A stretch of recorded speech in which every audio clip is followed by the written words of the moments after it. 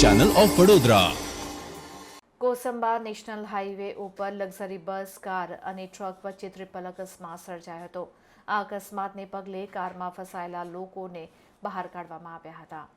કોસંબા નજીક પસાર થતા નેશનલ હાઈવે નંબર 48 પર ધામરોડ ગામની સીમમાં ટ્રિપલ અકસ્માત સર્જાયો હતો, જેમાં આગળ ઉભેલી લક્ઝરી બસની પાછળ કાર ઊભી રહી હતી। કારની પાછળ આવેલા ટ્રક ચાલકે કારને પાછળથી ટક્કર મારતા કાર લક્ઝરી બસ અને ટ્રક વચ્ચે સેન્ડવિચ બની ગઈ હતી, જેથી કારમાં સવાર 5 વ્યક્તિઓ ફસાઈ ગયા હતા અને તમામને નાની મોટી ઈજા પહોંચી હતી। જો કે આ ટ્રિપલ અકસ્માતને પગલે હાઈવે ઉપર ટ્રાફિક જામ થઈ ગયો હતો। એટલું જ નહીં, કલાકો સુધી ટ્રાફિક જામ રહેતા અન્ય વાહન ચાલકો કંટાળી ગયા હતા। બીજી તરફ લક્ઝરી બસ અને ટ્રક વચ્ચે સેન્ડવિચ બનેલી કાર 2 વાહનો વચ્ચે ફસાઈ જતા તેને કાઢવા માટે જેસીબી ક્રેન મંગાવવામાં આવી હતી। તો કારમાં ફસાયેલા વ્યક્તિઓને બહાર કાઢવા માટે ફાયર બ્રિગેડની ટીમ આવી પહોંચતા તેમને સહી સલામત રીતે બહાર કાઢવામાં આવ્યા હતા અને સારવાર માટે 108 દ્વારા હોસ્પિટલ ખાતે મોકલી આપવામાં આવ્યા હતા।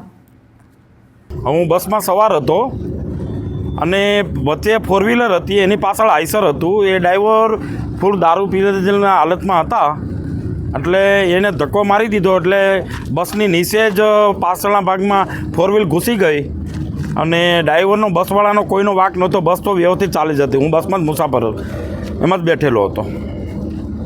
કારમાં કેટલા સવાર હતા અને કોઈને મેજર ઇન્જરી?